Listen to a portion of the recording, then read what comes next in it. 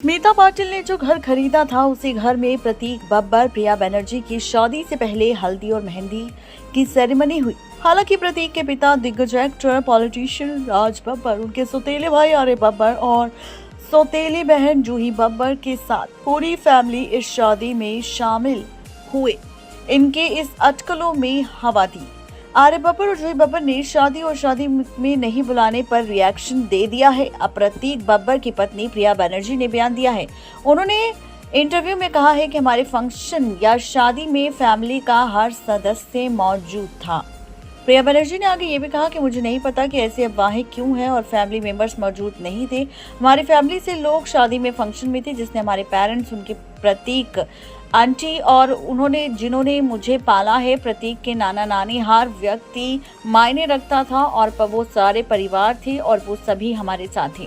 प्रिया बनर्जी ने आगे ये भी कहा कि हमारी फैमिली के लोग शादी फंक्शन में थे, जिसने मेरे पेरेंट्स, उनकी आंटी, जिन्होंने यहाँ पर सब कुछ देखा है, वो सभी हमारे साथ शादी के इस खास मौके पर थी। इसके बाद प्रिया बनर्जी ने आगे ये भी कहा कि हर कोई भी नहीं था जिसका परिवार में अनुपस्थित था।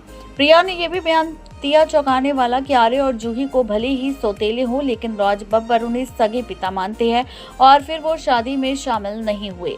कुछ साल पहले प्रतीक बब्बर द कपिल शर्मा शो राज बब्बर जूही बब्बर के साथ गए थे। उन्होंने फैमिली के साथ अच्छी बॉन्डिंग की बात भी की थी। सबने एक फैमिली का बॉन्ड भी दिखाया था। प्रिया और प्रतीक शादी के अचानक शादी के फैमिली चौंक गई थी। प्रिया बनर्जी ने शादी के बाद बदलाव को लेकर भी बात करते हुए कहा कि ईमानदारी से कहूँ तो प्रतीक से शादी करना और शादीशुदा होना कोई अलग एहसास नहीं था। हम बहुत लंबे समय से एक दूसरे के साथ थे। प्रिया बनर्जी ने आगे ये भी कहा कि लगभग 5 साल हो गए थे, हम एक ही छत के नीचे रहते थे। इससे भी बढ़कर मुझे ऐसा लगा जैसे कि मैं उसे हमेशा से जानती हूँ। ये वैसा ही लग रहा था। जूही ने आरोप लगाया था कि प्रतीक बाहरी लोगों के प्रभाव में है, हालांकि उन्होंने प्रिया की तारीफ की थी। नेक्स्ट लाइव की रिपोर्ट।